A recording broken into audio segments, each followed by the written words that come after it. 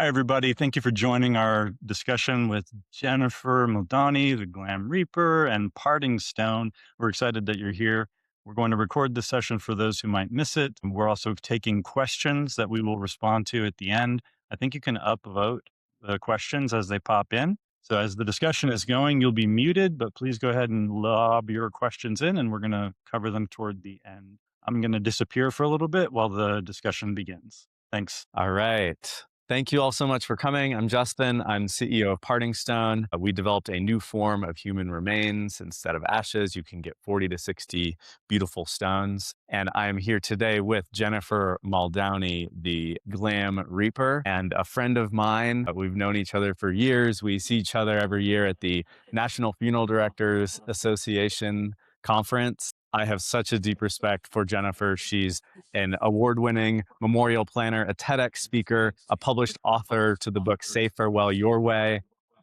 And she's host of the Glam Reaper podcast. And what I value about Jennifer, well, I value many things about Jennifer, but what I really respect her for is helping move the world into this new era of celebration. And she's doing that in two ways. She's doing that both on the funeral director and funeral home side, bringing what's sometimes a slow to change or old industry, moving them forward through how family desires and needs and values around celebrations are changing. And she's also educating the general public as this change happens, because this is a really hard change and she's one of the people leading this. So I really appreciate you being here today. Thank you, Jennifer. Thanks, Justin. That was a great intro. Thank you very much. And hello, everybody. Did I forget anything before we get started? Did I forget anything? Well, Funeral probably planner, like a million other celebrant, things. Joking. Dublin Absolutely. born, US based. Yes, I think they'll gather that from the accent, because apparently I haven't lost it, which is shocking, considering I've been here like 12 years, which is crazy, crazy, crazy. But I'm going home next month, so I'm going to reacquaint myself with my accent even more so. So hopefully, maybe if I do a webinar after that, nobody will understand me. But Yeah, you got to thicken it up a little bit more. I know. But I need to know where everybody else is here from. I see some coming in. Oh, Lake George, New York, lovely. I need to go there actually. Oh, in Colorado, yay! Jennifer's focus needs to be adjusted. That is not a location, but maybe my focus is, maybe I'm out of focus. I might, oh no. Well, I'm blurry, but I'm here. And California. Oh, we're getting them from all over. Well, hello, Cool. everybody. Yes, as Justin said, my name is Jennifer. I am known as the Glam Reaper, which was lovingly bestowed to me by the British media. Thanks, guys. That was one good thing that they gave to us Irish. Let's not talk about the war. Yeah, it's sort of that became the podcast and became kind of my stage name. My business is Muldowney Memorials, which, as you said, Justin, is almost like my roots moved forward. Like it's almost like the Wake 2.0 is what we kind of try to push with Muldowney Memorials. I am a celebrant. I'm a chief celebrant. I have a team of celebrants under me in New York and now DC and Florida, which is kind of crazy, and North Carolina, we just broke into, which is very exciting. So we're having a crazy 2026 so far. But yeah, we're memorial planners and celebrants. And exactly as you said, and honestly, I think it's why we loved Parting Stone from the beginning. And I remember our very first conversation. I don't know if you remember this. I think it was 2016. Anyway, I remember it because Larry Stewart was standing right beside us and you were telling me all about this new concept. And I'm not going to lie. Anybody who knows me, and I just recently got back from TerraCon conference in Washington State and met up with all my great peeps there. We were just talking about like how when you're in this business for so long and you've got a reputation, like thankfully I do, and I don't want to say I'm known as an expert, but like I've a decent reputation in the business. And so people who are trying to get into this business with new business ideas will reach out to me. And the amount of times I have to say, okay, I'm going to be real with you. You're not going to be the next Jeff Bezos. This is a hard slog. Get ready to be broke for the first at least decade of your business. Now, obviously that doesn't apply to everybody or whatever. But I remember when I met you, I was like, oh, this is new. This is different. And I loved the idea of ashes being turned into stones. I don't know if you remember this. This is just the way my brain works. But I immediately imagined like a pond or like a water feature or something where these stones could be, because I love water, which is kind of why I moved to Florida, to be closer to the water and obviously the warmth, let's be honest. But yeah, so that was one of I nearly always have like an interesting first conversation with people where my brain goes a little. And I remember you'll be like, mm-hmm, sure. Because Yeah. I think I'm Well, I out think this wandering is about fishes and stuff. And I don't know. Yeah, I think this is part of the reason we initially connected. I mean, we share a passion about asking this question of like, what is the modern memorial? How do people want to celebrate? How is that changing? How can we support families in that way? And I think that's why we originally connected and started Yeah. talking. And I think I've been in the space now maybe 8 years and you a bit longer than that. And I think I I looked to you because you had such a wealth of knowledge and a different perspective, but we all were kind of aligned on this same mission. Yeah, so I'm Yeah. really excited to dive into that today. Yeah, and it's just, it is a tough business to get into because it is, the old guard protects it, which is understandable. And you've got people coming in saying they're trying to disrupt the business, and I'm here to disrupt the funeral business. And even I will say, I worked with one of those companies back in around 2016 when I was marketing with another company, and they were trying to disrupt the funeral business. And when I look back on that now, I'm like, that was such negative terminology to come in with, because here's the thing, it doesn't necessarily need disrupting. My whole thing is it's about leaning in and being curious, right? And it's about, instead of asking why stones, why would you turn cremation stones? Or for me, well, why wouldn't, why have a funeral outside of a funeral home? But the way I'm looking at it, which is the way you looked at it, is, well, why not? Like, okay, we might not be for everyone, as we just talked about before we came live. We're not for everyone, and that's okay. That's okay. Not everybody is going to be for everyone. Taylor Swift isn't for everyone, right? She's Not for for me. me. She's not for me. She is for me. Okay, you can have Taylor. But it's right. It's about that though. We're all unique individuals. Like literally, this is what my TEDx talk is about. Is we're all unique.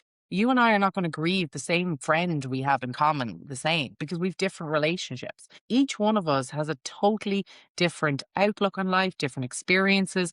And to me, that's why planning ahead, like pre-planning and planning your own funeral, is so important. And it's why every single family that walks into your funeral home, or whether you're a celebrant or a death doula or whoever you are, wherever you're coming from, it's why you're a unique case. And every single family you deal with is a unique case. And yes, can you have averages and can you have typicals? Yes, of course you can. But it's really coming down to the experience and like what that shift I think we're seeing. I mean, I've been in this business for 16 years now, which is bonkers.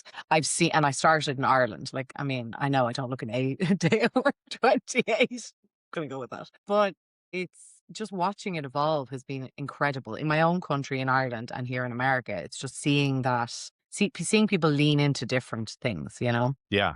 Well, I mean, maybe that's a good segue to kick off this discussion of how has funerals changed over time? Where were they? Why were they there? What has that transition been like? And where? Yeah.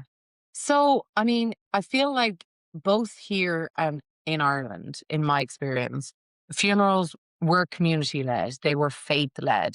We had a blueprint. Like my first experience, that sort of led, not my first experience of a funeral at all, but my first experience that sort of as a grown adult where I started processing, okay, this is weird and this seems odd. It was where we were burying my friend who was an atheist, and we were in a church, and nothing about it felt like him. Now, this isn't to say that the funeral was wrong or inaccurate or whatever. I mean, his family did what they chose to do at the time, but he was atheist. Why are we sitting in a church? He was in a rock band. Why are we playing his music? Stuff like that.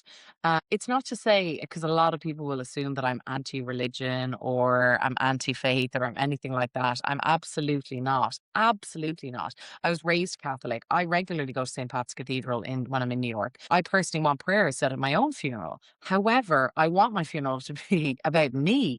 I don't want it to be defined by the church and what their ritual is, their rite is. And so for me, that was what sort of drove me into doing and writing my first book, Say Farewell Your Way, which sort of even though it was over 12 years, no, 13 years ago now, I think, that has still is my thread that I stick with today. And back then, that was so foreign. That was such a what do you mean? And if you're not a funeral director, but what are you? I don't understand. So I've definitely seen that. I've seen the introduction of celebrants. I've seen the introduction of death doulas. I've seen the introduction of event planners like myself, like wedding planners, but for funerals. I've seen the introduction of different disposition methods. As I just said, I just fresh back from Terracon, where we were talking about human composting, where I'm not going to lie, like I always thought it was a good. I love options. Why not have more options? The more options, the better. But I never knew fully about this human disposition, and I got to learn more about it, and I thought it was really really fascinating. And then you've got water cremation. I was personally also involved with a company that were trying to do something to do with microwaves, in terms of an environmentally friendly disposition. So we're constantly evolving. And then even the funeral itself, people are, I don't want to say leaning away from religion, but they're incorporating religion with more personalization. So we've done, for me, for example, in my company, we've done a lot of what I call hybrid services, which I love, which is where we work with a priest or a rabbi to bring both elements to that family, which is, I think, the ultimate thing. Yeah. So I just think, obviously then we've seen the rise of direct cremation, yada, yada, yada. That's something that a lot of funeral directors are talking about and not very happy about. But I do think it's a little bit about cost. I don't say it's completely not about cost. I think it's about ritual and meaning. I think people are going to turn more to direct cremation and memorializing in spaces that actually mean something to the person. And Yeah, I and think I funeral, wanna define direct yeah, cremation just for a second, just yeah, for yes, those who may not know. So yes, direct cremation is essentially a cremation without any services. It's kind of the bare bones. It's typically a bag of ash in a zip-tied plastic bag in a black plastic box and just a cremation. That's all you pay for. And it's much less expensive than having a service, obviously, because when you pay for somebody to learn about your loved one and have a service and pay for the location and the event, that is more expensive. But this is kind of bare bones. yeah, yeah. And it's not to say that direct cremation is it that, it's not to say that that's the be all and end all. It's, yeah, direct cremation, and there's online funeral directors who can organize this, and there is the argument that it's sort of a race to the bottom in terms of how cheap you can do it. And I would say that there's still a human body that needs to be taken care of. And so you do need to choose wisely, who you're choosing for that. It's still, I still would go with trusted advisors, and trusted people, like reaching out to yourself and myself, and happy to recommend funeral directors and funeral homes that can take care of this for you.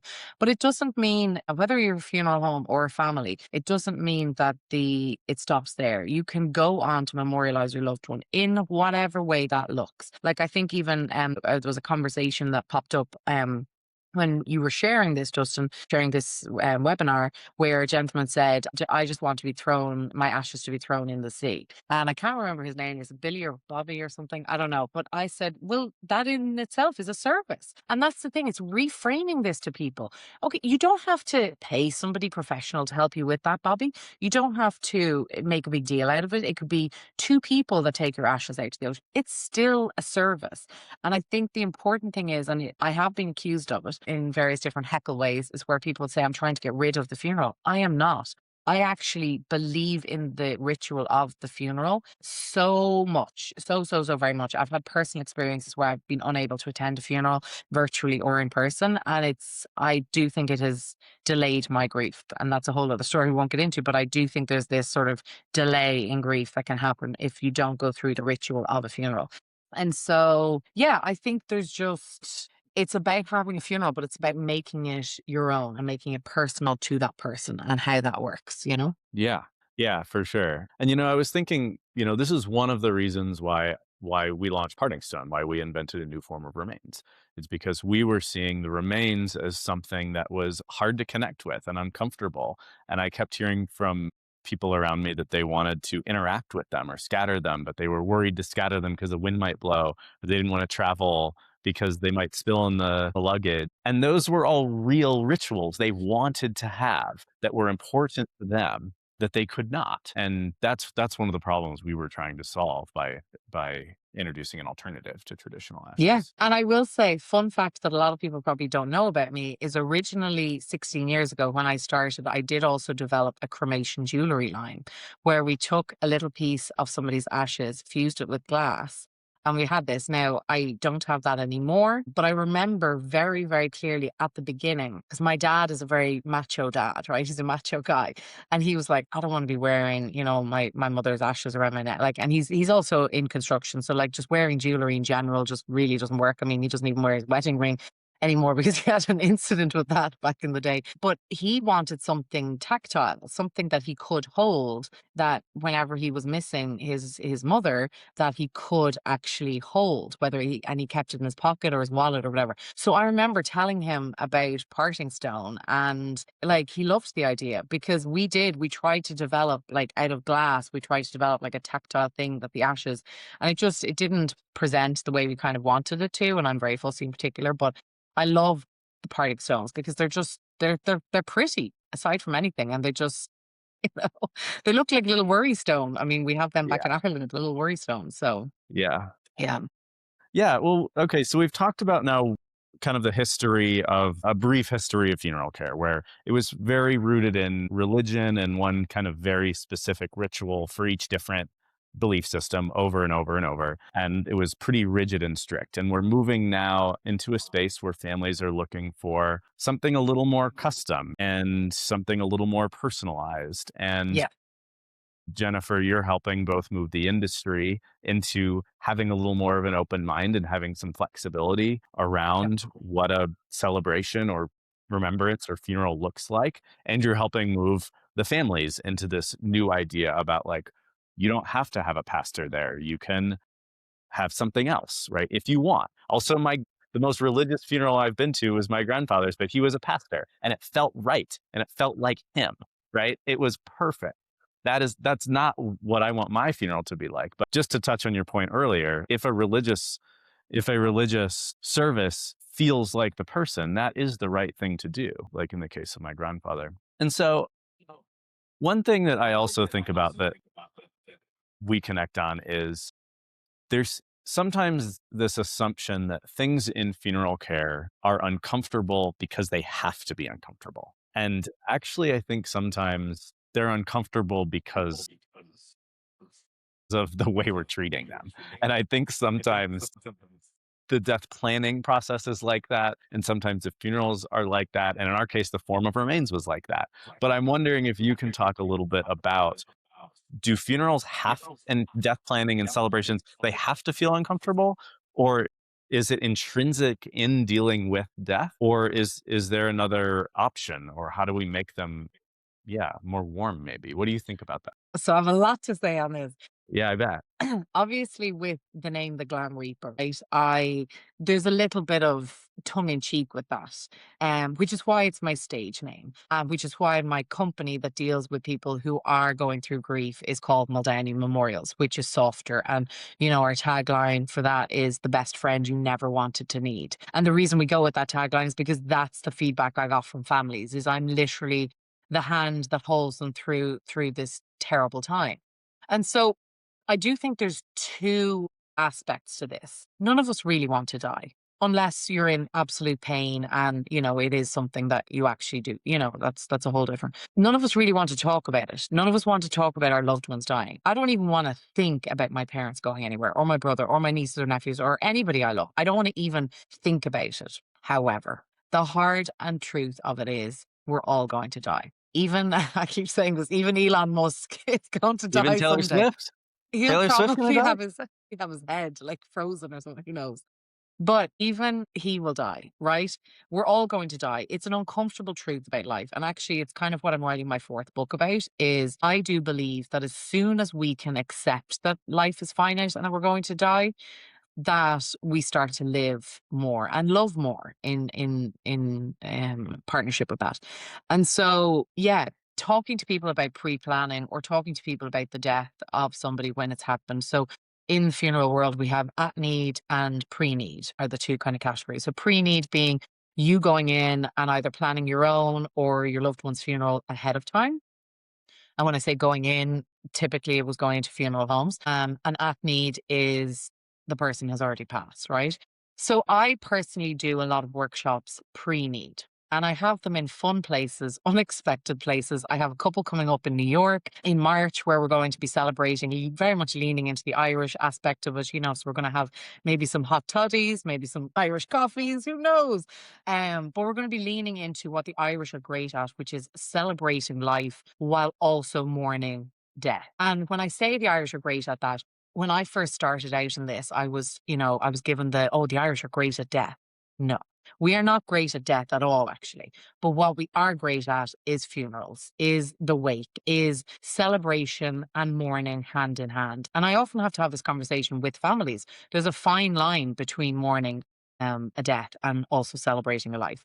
Because a lot of people, when they come to me, as an event planner, they're like, oh, I want to have a party. I want to have a celebration of life. Sure, we can do that, but we also need to acknowledge the empty chair that's at the kitchen table, the empty chair that's in the boardroom, the empty chair that's at the bar, wherever this person was, there's now a void.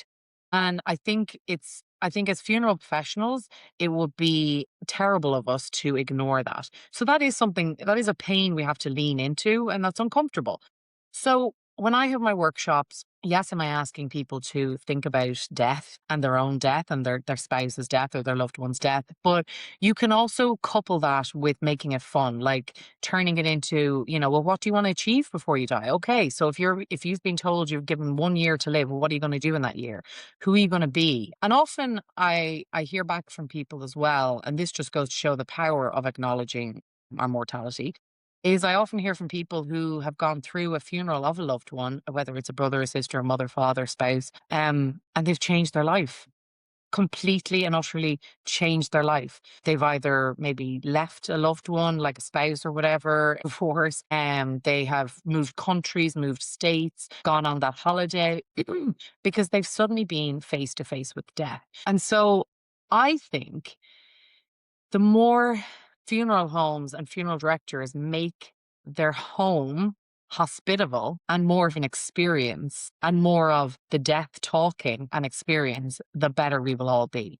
Because here's the thing, the reason it's called a funeral home is because it all started in the home. There was a lot more women originally. The women were the original undertakers, were the original sort of people who embalmed and who, bathed. And we see that coming back now in mortuary schools. But yet women are still lagging behind on becoming managers and owners. So, like, why is that? And so I just feel like we need to start kind of going back to our roots a little bit, making the funeral home more of a home. Like what's the first thing a family see when they walk in the door? Are they greeted with maybe like something so small, like a menu? Would you like a cup of tea, or water, still sparkling, a Diet Coke? I don't know. It's up to you as to whether you offer alcohol or not. But I know if I was grieving my mom, yeah, damn sure would a little vodka martini go a long way to making that this horrific thing I'm dealing with a little bit lighter, a little bit nicer. And it would just ease people. Again, I don't want to get into the, offering of drinking and drugs and stuff, but it's just listening. It's about like thinking about the times you've walked into your favorite hotel, Justin. Like why is it your favorite hotel? Probably because of the warmth of the people there. Probably because of the facilities they have. Maybe the warmth of the general warmth, like maybe the temperature, maybe the candles that we're lighting, the smell, like all of that. We need to be bringing all of that into our funeral businesses. Like, and I hear a lot of on the convention circuit, I hear, and all these webinars and stuff, I hear a lot of people saying, meet people where they're at. And I used to say that a long time ago. And now I've stopped saying it because everyone's saying it. And I just feel it's lost. Meeting somebody where they're at might not be your funeral home. Stop thinking about it like meet them where they're at is, okay, so I need to meet them where maybe they want a celebrant. Yeah, that's a great start. Maybe they do want a celebrant and not a priest, but also meeting them where they're at might be meeting them in the local coffee shop. Do you have the bandwidth to do that? Maybe you don't as a funeral home. And I know that that's what we provide for some of our funeral homes is, we provide that person who can meet them, go to their funeral or go to their home, their family home and take in notes, like talk to them about stuff. How much freedom are you giving, if you're a manager of a funeral home, how much freedom are you giving your funeral directors to leave the home to meet people where they would rather be met, which is oftentimes in their home. Maybe it's in a coffee shop. I don't know, but it's not about you and it's not about us. It's about listening. Oh God, I can't even start emphasizing that enough. It's about listening and it's about seeing the person for who they are and paying attention, you know? I want to go back to a couple of things that are really important. Our audience, most of our audience are families thinking about planning for themselves, or who are interested in solidified remains, or in this case, who are interested in what a modern funeral looks like. And so I want to go back to your focus on planning ahead. And Yeah. I want to see if you can talk. I want to ask you, why is planning ahead important? Because we think it's important too. We just launched the ability for families to pre-plan. And so I feel like we align on this. So can you talk a little bit about why planning ahead is important? It is so important. And here's the thing, I do a lot of my webinars and I do a lot of my workshops for free. I'm so passionate about this part of it. I have a free pre-planning workbook on my website that I've given out since day dot. Because I'm just so passionate about it. It's 40 something pages. And if you fill it out, give it to your loved one, you will have pre-planned your own funeral. It is not legally binding. And so there is annoyances about all of this. You can't necessarily give it to your lawyer because it might be found after you've been either put in the ground or turned into party stones or whatever. It could be too late. And so I would suggest giving it to somebody or leaving it in the trust of somebody who you know and love. And you can change it regularly. And there are companies coming up with ways of making this available. Anyway, we won't get into that. But I'm hugely passionate about pre-planning in general. If you do nothing else, and I even have a mini version, which is just 5 questions, that I also hand out to people who are overwhelmed or who feel their parents are overwhelmed by pre-planning. I am so, so, so passionate about this because it saves you money in the long run. It 100% saves you money. Whether you go to the funeral home and put the money down and make the plan, or you just take my 40-page document and fill it out, or whatever it is that you do, put money in a trust. Like I have money in a credit union back home that will pay for my funeral. Like there's multiple different ways in different countries and different states. Look into what's local to you, but it doesn't matter what. Pre-planning will save money in the long run.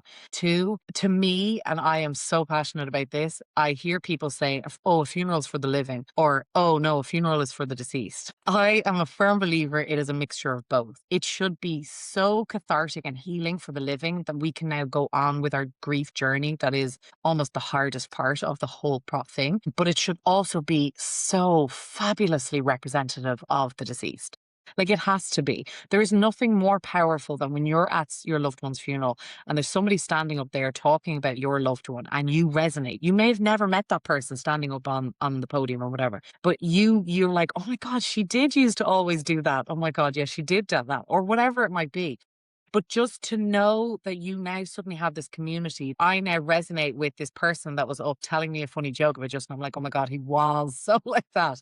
Now I feel like I can go up to that person afterwards and have a little share of a story where maybe I knew nobody in the funeral before that. I knew nobody. Now we have this common thing. So now maybe potentially a community builds where we're all grieving together and maybe new friendships form and new branches of the family tree grow.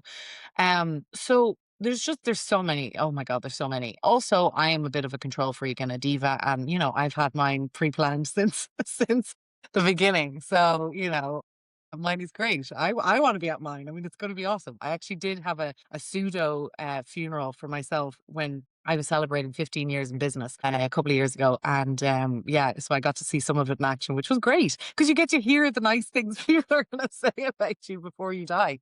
I love But that. pre-planning, I will tell you this, and I love this story, is one, I held a workshop one time and it was, lots of people were there, but there was this one woman who came afterwards, like I know her, and she's actually my yoga instructor up in New York and she's amazing. But afterwards at a class, she pulled me aside. She said, Jen, she said, I just want to tell you. She said, after your workshop, she said, I went home with the workbook and I was filling it out. And my husband was leaning over my shoulder. So she said, I want you to fill this out too. So she said she left it with him and he went to work and he started filling it out. And of course, she said she was like over his shoulder being like, what's this? What do you mean you're doing this? And she said they never knew, the whole couple of decades they've been together, they never knew that one wanted burial and one wanted cremation, and how There's one unaligned they were. in that like tiny thing, right? And that might not seem like a big deal, but it actually can be a big deal. It can be a problem if nobody discusses it, nobody pre-plans, and now you're, depending on who goes first, now you've got maybe a little issue on your hands as to who's going where. And so she was like, it was great. And I have experienced this myself when I've done a pre-plan with my own mom. Is it's actually such a beautiful bonding experience. Yes, is it horrific to even think about her dying? But I got to learn so many nuggets about her that I never knew. And also, like prime example, there's me and my brother. Like when my parents go, like if we don't have a pre-plan for them, then who's going to decide? Is it's going to lie to me. Obviously, I'm the funeral planner in the family, so I'm sure. But like, I'm going to do this funeral from my point of view. My brother has a different relationship with my parents. And my parents aren't just my parents, they're grandparents, they're best friends, they're cousins, they're daughters and sons themselves. All of those elements should be involved in the funeral. And by doing this pre plan with my mom, I got to realize like, this is a prime example. I've told this many, many times. A prime example, my poor mother, she gets her dirty laundry aired all the time, is that she wanted Maggie May, the Rod Stewart song Maggie May played. And I was like, what?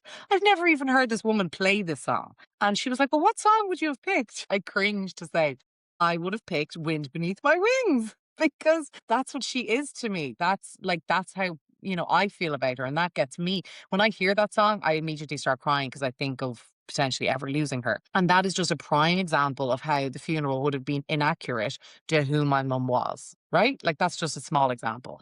So pre-planning is chef's kiss. Do it. Even if you do my 5 question pager, because even that, Justin, and I know you'll agree with this, it's even just choosing the first question is your disposition choice. That is such a huge monumental decision.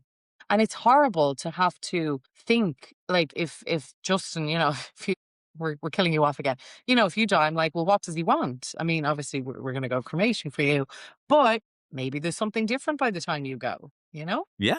Who knows? Tough days. And so I'm excited about this worksheet, and I'm wondering where people can find this worksheet. So check out muldowney and it's in the shop. So just Google pre-planning, Muldowney Memorials pre-plan. Yeah, and you'll find it in the shop. It's fairly obvious there. Great. And when we Yeah. do our follow-up, we will link to that so people can find it. That sounds like a really Excellent. great resource. I have not seen Yeah. that before, so I'm excited to look at that. It's for actually myself. amazing to me how many people don't know that I have that there. Like when I go onto TikTok and I see people like buying the book, like pre-planning their funeral, I'm like, guys, like it's free online. Okay. All right. Sure. Also, buy Spend the your book. money.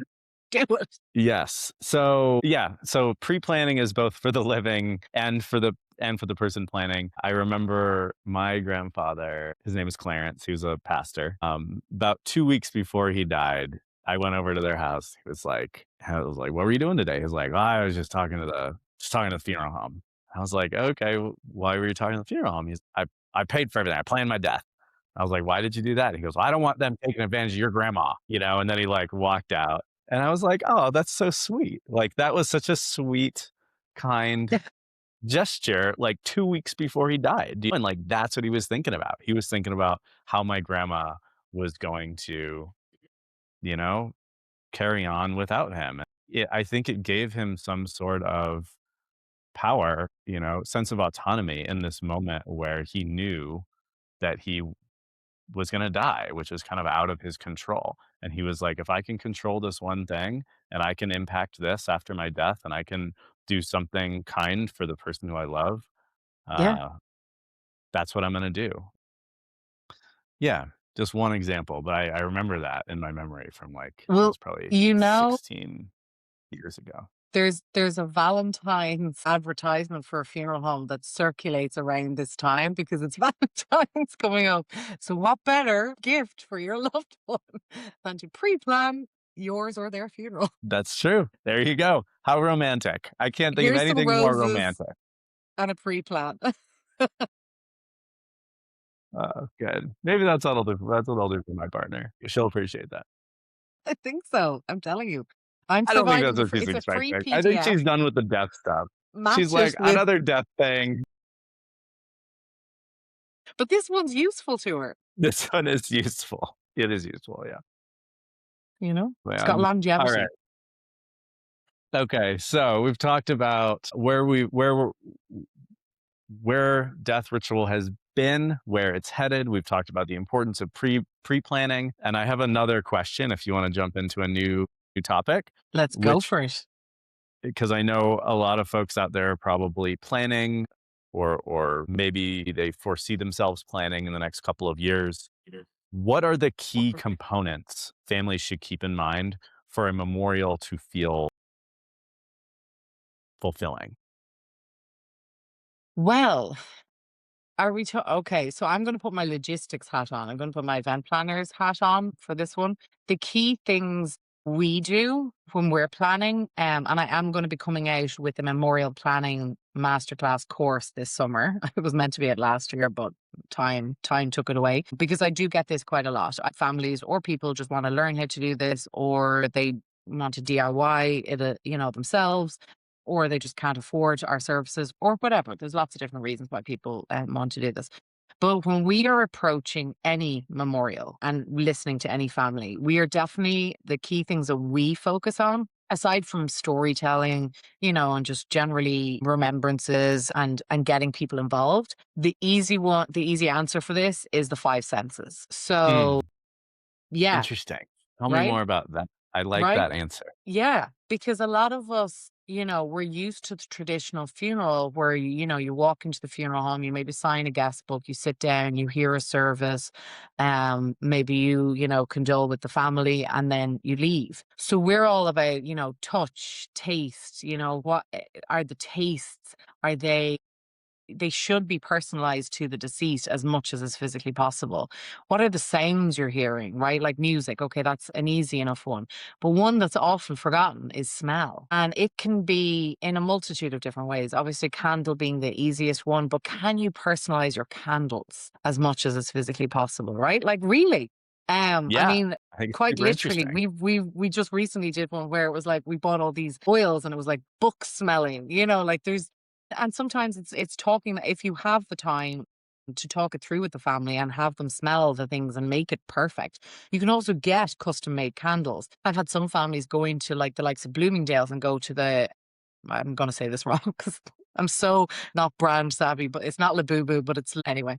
It's not Labubu because I know that's the little doll thingies. It's anyway, there's a brand in Bloomingdale's, Le Be something. And you can get scents made specifically for and written on it that they're in memoriam of this person or the person's name. So there's so many wonderful ways. And then it's even bringing in some of their clothing.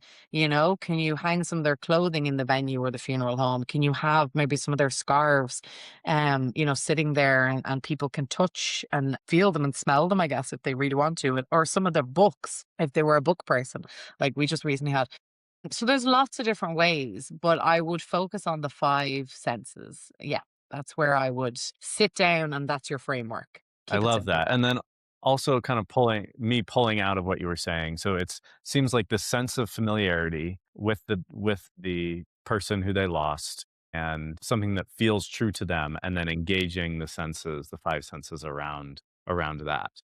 Yeah. Cool. What a nice formula. Because it's a really big undertaking to think about, to Yeah. be like, "Wow, how do I've never been this sad in my entire life, and now I Yeah. have to plan this event, which is right by this person." Yeah. And I think that is the role of the celebrant, and that's why they're important to have, and that's why Yeah. your job is important.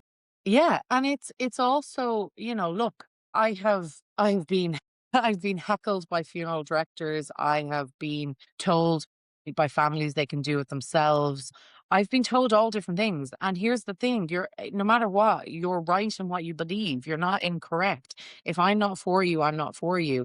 I've had families who have told me they're going to do it by themselves, that they're well used to public speaking, and so they're going to do the celebrant role because they're not going to spend the money. And I say, okay, that's fine. But then they come back to me maybe 2 or 3 days later and they say, they can't because it's a very different role. I've been public speaking for nearly all my life. I'm 43 years of age and I still get nervous when I go up. And the day I don't get nervous, Justin, is the day I'll hang my hat up because I should be nervous because this is a big undertaking, as you just said. Like these families are putting their trust in me and it's my job to tell the story. And if you're not doing that right, then And if you're not a little bit nervous about that, then sit down because you've no right to be up there. And it's a very different, I mean, I've done a TEDx talk and I've done various different public speaking, and there's nerves attached to each one. But like, wanting to do right by a family is such an important job. And yes, does it come down to money at the end of the day? Of course it does, because I will say, to talk about the dark side of it for a little bit, but like I used to be a wedding planner, and because of my experiences, I turned to the dark side quite literally. But at the end of the day, what I still do as an event planner for funerals is the same as a wedding. It's still got all of the elements to it. It's just so logistically, it's the same. Emotionally, it's very different. More than likely, these people didn't plan for it.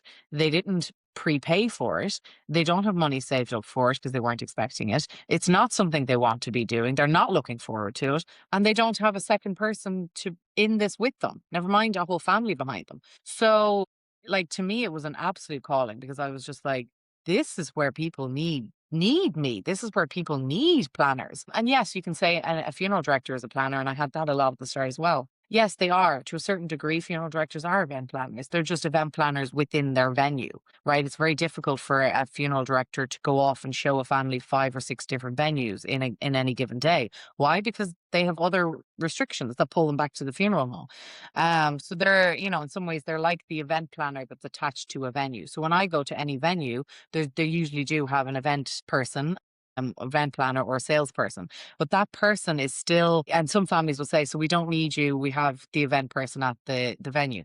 And I can only say my piece, but absolutely, can you go with that person? Like, I'm not going to stop anybody from, I just had a conversation with the family today where I said, I'm never going to insert myself where I'm not needed. I have plenty of people who need me and want me, and that's where I will go. I will never insert myself or sell myself where I feel like a family does not need me. But a venue, so similar to a funeral director, event planner in a venue who's attached to that venue is only looking out for that venue. So no, they're not going to let you do things that maybe you want to do if it's going to hinder that venue or hurt that venue in any way. And I'm not saying that I do, but sometimes I have to bend some rules, or sometimes I have to get a little creative with things. And that's my job, and to protect the family, always to protect the family and only the family. What was the best funeral I ever planned and why? Girl, that is a tough one. That is a really tough one, honestly, because I'm giving the diplomatic answer, but they all do have a special place in my heart. They really, really do. Some of them more difficult than others, both emotionally and from a planning perspective. Gosh, if I had to pick one, and I also don't like to talk about my families, I'm very like private in terms of like keeping their privacy, which can make it difficult to show what I do, honestly, on the likes of social media and stuff. Because it's not like a wedding. It's not like something you want to be broadcasting and showing off, right? So it does make it difficult to promote the services I do. But I will give you a general. So one funeral that I did do was for a very young person. And my God, it was so incredible. It was so incredible because this family, they had budget. Okay. So they trusted that I would do the job that and a lot of families do trust in me. We talk budgets at the start. I like to rip that band-aid off early. I don't like surprises. I keep everything transparent. But it is nice when you've got a family who kind of say, whatever it takes, just make it happen. And know that I'm never going to sort of, hire elephants or giraffes, any of that sort of stuff. Although, I'm open to it. But this family trusted me implicitly, and they did have budget. And so we were able to sort of play with some things. So we got this space, and for the amount of people that we had, it was a 2-zoned space, we'll say. And so what we were able to do, as I said, it was a young person, it was very sudden. Everyone was just absolutely heartbroken. But what the family told me in the planning was that they wanted a celebration. They wanted a party. They wanted it to be, positive. And of course, as I said earlier, I had to sit down and say, okay, I can definitely do that. But we have to acknowledge the loss. We have to allow people to mourn. We have to give people space to grieve. So what we did was we ended up creating 2 spaces. So when people were welcomed in, they were welcomed into rainbow of colors. There was, oh my God, the flowers were just every color rose we could get our hands on. He'd been into theater. Now this was, thankfully it worked. But the theater logo of the happy face and the sad face, the drama, logo that most of us know. So I broached that with the family because that's the thing as well. I never want to surprise them with anything like ludicrous because it could hit, and you don't. Funeral is not the time you want to be surprising people with this could work, maybe it won't. Like there are other surprises we do, but I'll come back to that in a second. But so we had these masks put into the floral arrangements and spray painted gold, and we had these beautiful candelabras. It was just stunning.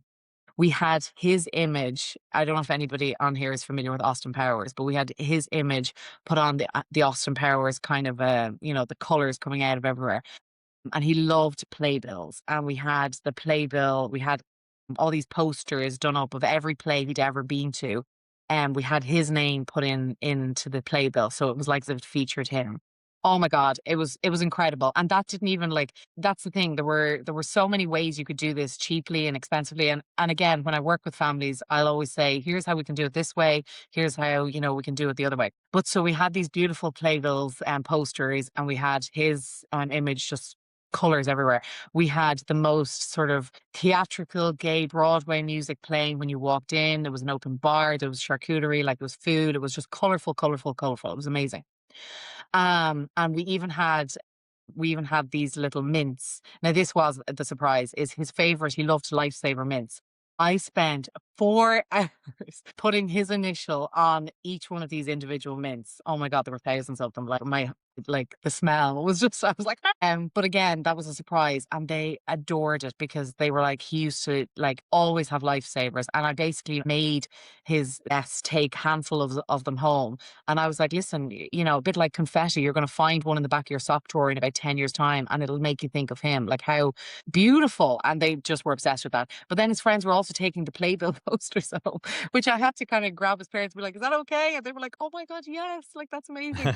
So like people were taking chunks of this funeral home with them. But here was the special bit. So they were welcomed into all of this. And then a bell rang, right? And suddenly all the music cut off and everyone was welcomed, and it was gradual. It went from kind of colors, it was gradual to all these beautiful floating white candles, was brought up to the other room.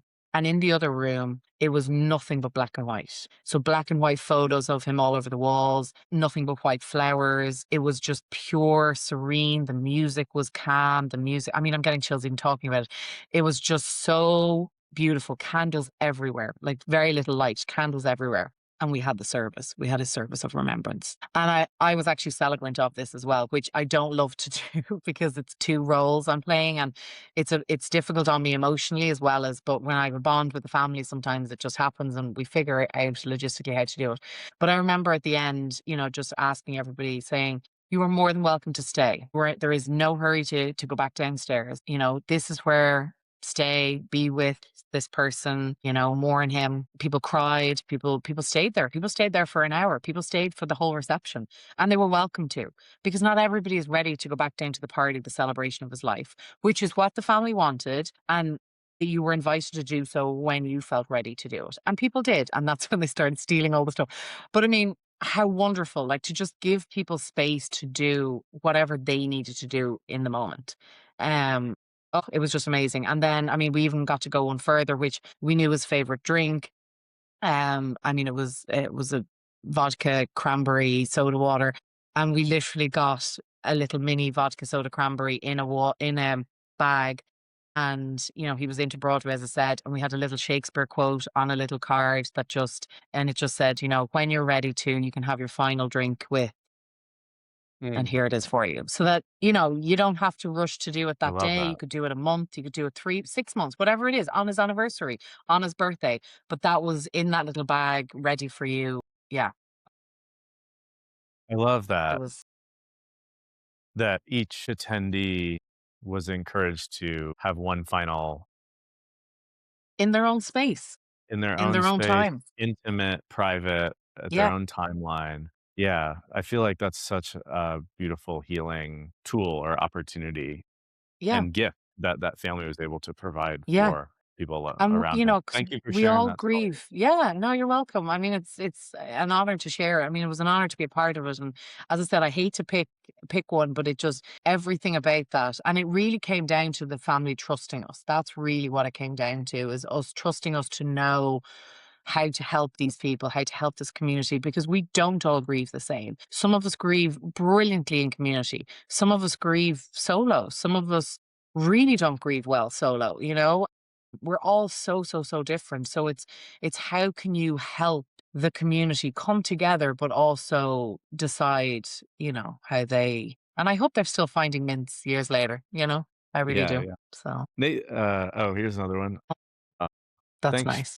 Thank you for sharing that. Yeah, and similar to the drink that was in each person's bag, one of my favorite things about solidified remains is that everybody in the family gets to have a stone. And some people keep them, some people keep them in their pocket, some people keep them in their car, some people bury them. I left part of my grandpa on his favorite hole of his favorite golf course, you know.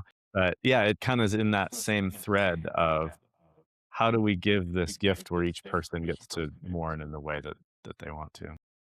Well, I'll tell you I'll tell you a little story about a loss that I went through. Now, Parting Stones is not available in Ireland, so I was unavailable or unallowed Not yet. to do it. Not yet, exactly, not yet. But we lost our dog. She died. Gosh, it's nearly 2 years now, which I'm still grieving massively over it. But she died, and she was my baby, right? And I'm not going to get emotional about it, but she was absolutely my baby. And one of the times when I was at home where my parents live, don't judge me for this, but again, this is just to show where my little brain goes. There's a fairy trail, right? And it's this little trail where kids go.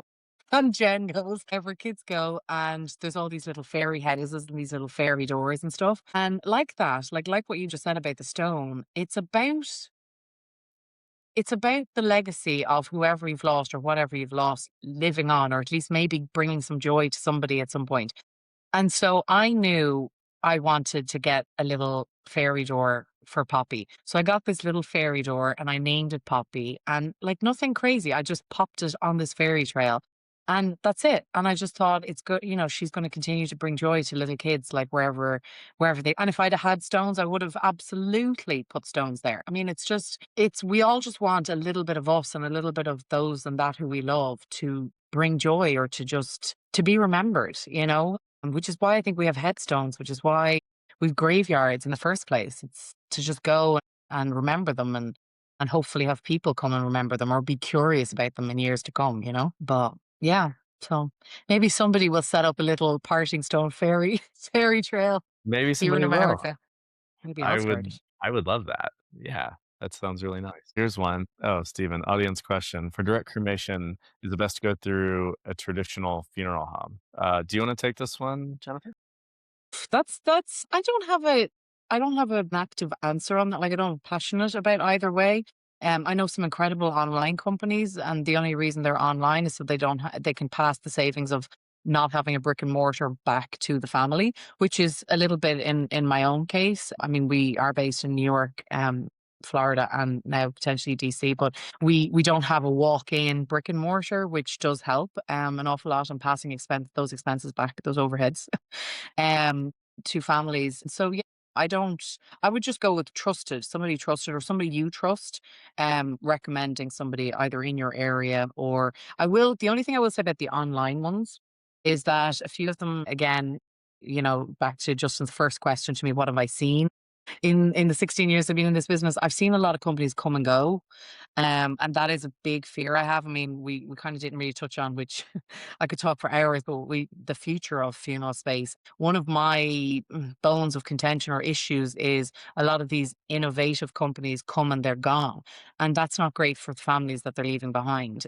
Now, obviously, if you've gotten your cremated remains back, you're okay. But I'm talking about like some of them will set up these webinar pages, and then all of a sudden you go to your loved one's webinar page, or not webinar page, web page, memorial page, and it's gone. So yeah, I would just make sure the online ones, if they don't have a brick and mortar, so somebody where you can eyeball somebody, I'm a bit old school like that you do check them out, or at least have them check out their reviews, make sure they're still in action, and maybe just somebody who you trust in the space to validate it for you. That's all I would say, but I don't have a preference Yeah, either way.